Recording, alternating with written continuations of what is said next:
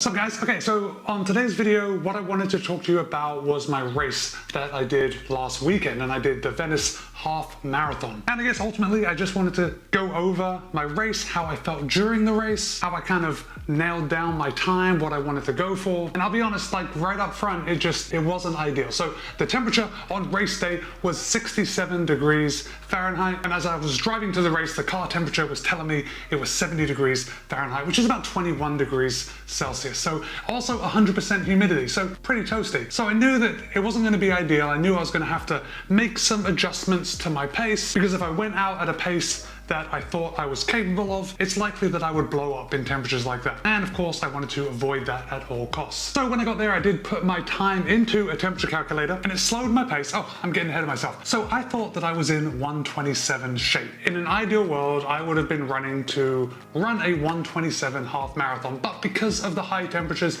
I thought I better adjust that slightly. So I put that into the temperature calculator and it gave me a time of 6 minutes and 53 seconds a mile, which works out to an hour, 30 minutes and 14-second half marathon time. And of course, I'm sure that all of you are just like me, and when you see that your time is going to be 1:30:14, you think to yourself, wouldn't it be nice if I could get under 1:30? So of course, that is exactly what I did. So that was my goal going into the race, staying under 1:30. Guys, here's the thing about racing, at least for me. So if you have felt this way or you feel another way, let me know in the comments. But when I'm racing, I find that my race pace is difficult from the very beginning. And I've read so much stuff that says that your race pace should be fairly easy in the beginning. Shouldn't feel like you're pushing it, because then when it comes time to the end of the race and you're getting tired, you're not going to be able to hold on.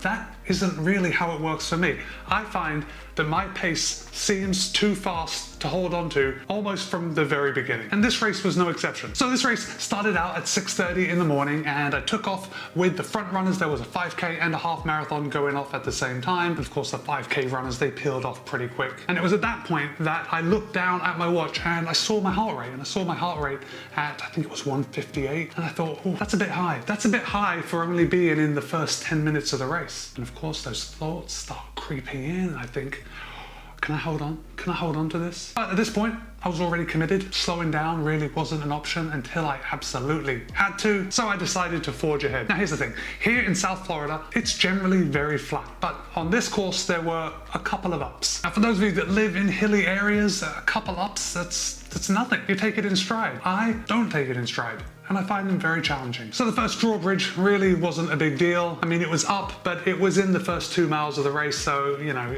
you're still feeling pretty fresh. Even if the heart rate is a bit high at that point, you're still feeling fresh just because it's the beginning of the race. But even though I said the first bridge was okay, I was still feeling it. I felt that heart rate spike as I went over the bridge, and my pace slowed considerably. So on your screen right now, we're looking at the Coros desktop site. So this is where we're gonna dive into some of the data. And you can see just by looking at this green line, this green line is pace, and we can see that there are several drops. Some of these drops can be explained. Some of the other drops are not as good as an explanation. But let me just overlay the heart rate on this so we can actually see my heart rate. And you can see there is a general upward swing of the heart rate where cardiac drift does come into effect. It's funny, there is a little bit right here where it kind of dips and my pace dips, but I think that's just me getting tired. But you know what, I'm getting ahead of myself. Let's go back to the beginning. This first dip, right where the arrow is pointing underneath, this is the first drawbridge. The drawbridge really wasn't very high, so you can see that my pace didn't drop that much. But if we hover over it, we can see that it does get down to a 7:32, which is considerably slower than my goal pace, but that's okay, because there's a downside to the bridge. And ultimately, bridges are fairly short in the scheme of a half marathon. But next up, that bridge was a good warm up, because next up was a pedestrian overpass, and that is explained by this dip in pace right here. And the pedestrian overpass was a little steeper than the bridge, let's just say that. We can see that my pace dropped all the way to an 8:33, and then obviously as I was running down the bridge, the pace picked back up to where I was normally. Now, when I was on the downside of the bridge, I was keeping an eye on my power, because I knew running down the bridge, I wanted to pull back just a little. I didn't want to be running at that same power, because the same power running downhill will have me running way too fast, and that will probably make my heart rate spike. So I was pulling back a little coming down the hill, and then I thought I would just settle into my pace again. This next dip here, where it went down to a 7:53, that was simply a turnaround. We were running north on the Legacy Trail up to Nokomis. We turned around and then we came back. And then as you can see, obviously we're coming over this pedestrian overpass again. You know, I was complaining that the pedestrian overpass didn't get any easier the second time around, but it looks like it actually did get a little easier because my pace did not slow as much as it did the first time. This time, looks like I only got down to 804, but take a look at this heart rate. My heart rate is pretty jacked at this point for me at 169. And it also looks like right up here that I did speed up a little on the downside of that pedestrian overpass. But I think that also comes down to being influenced by other runners, because when I was on the way back heading over that pedestrian overpass, that's when I did run into the other runners that were running out on the course. So perhaps that made me pick up the pace just a little bit. Then we move right along. At this point, I am feeling pretty tired. I am wondering to myself as I am running, how long can I hold this pace? When is it just gonna start peeling off? My heart rate, it's getting a little higher. And I see in the 50s, but every time I looked at it, it was a lot higher than that. Now we're getting up to 170. There was a 173 there. And when I see 173, I'm starting to get worried. I know that I am approaching that heart rate that is not sustainable. I am well above my lactate threshold at this point. So I know that running at that pace just isn't the best thing, but look at how far I have to go. Ultimately, at this point, I've got about 20 minutes of running left. Can I hold on for 20 minutes? Well, at this stage of the race, I wasn't ready to just give up just yet. So yes, I tried to hang on. It wasn't that much longer later when we can see my pace start to drop off. I decided to kick it just a little, but that kick was very short-lived, as we can see right here with this little peak. And then my pace slowly started coming down to a pretty disappointing pace right here at 7:34 at the end of a half marathon. And I find this very interesting because it's actually pretty normal in that around the 3/4 of any race mark for you to kind of lose motivation. All of a sudden at that point, no matter what the distance is, it becomes very hard to stay on the pace if you are struggling. And it looks like I really fell into that norm right there. But then my pace started picking up just a little bit as I started getting excited about getting towards the finish. I started telling myself, man, you only have a mile left. You can run hard for another mile. It's not gonna kill you. And apparently I was right, because I'm here talking about this race. So let me just switch over to Stride. I was measuring my race using the Stride pod as well as the Chorus Pace 2 and the Polar Grit X Pro. The Chorus Pace 2 and the Polar Grit X Pro have power built into the watch, but I'm also using the Stride foot pod because I like that whole metric. I like the whole Stride ecosystem. So we can see right here, oh, let me just highlight this for you guys. This is the first pedestrian overpass right here. We can see this dip, and it's something that I find fascinating, and perhaps you are a running data nerd and you also find these numbers fascinating. But we can see here, my pace is in blue, my power is in yellow, and we can see as I go up the pedestrian overpass, my power increases because I'm putting more power into running uphill.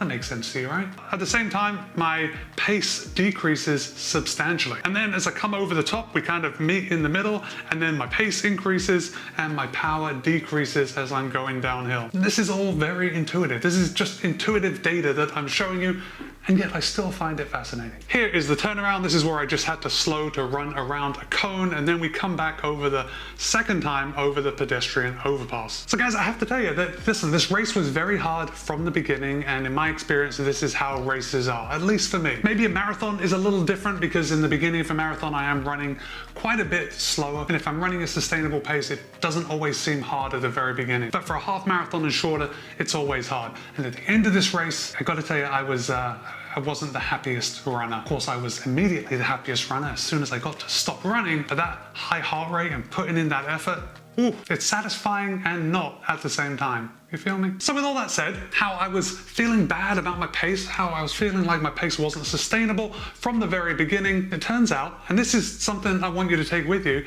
is that my discomfort, my feeling of my race pace, that it wasn't sustainable, turns out that it was sustainable. So right now, let me put on my Strava right on your screen. My pace seems to be quite even throughout the entire race. Now, of course, we've got this mile 12 right here, which went down to a 7-minute mile, which is obviously below my goal race pace, but still, over the whole course of the race, it seems like I ran a pretty even race. Now, not totally even. If we come up, we can see my first 5K was 21:04, my second 5K was running 21:05. that's pretty good. I will take a second slower any day of the week. But then after the halfway point, things started to get a little sideways on me. My third 5K was 21:15, so we're slowing down by 10 seconds over that 5K.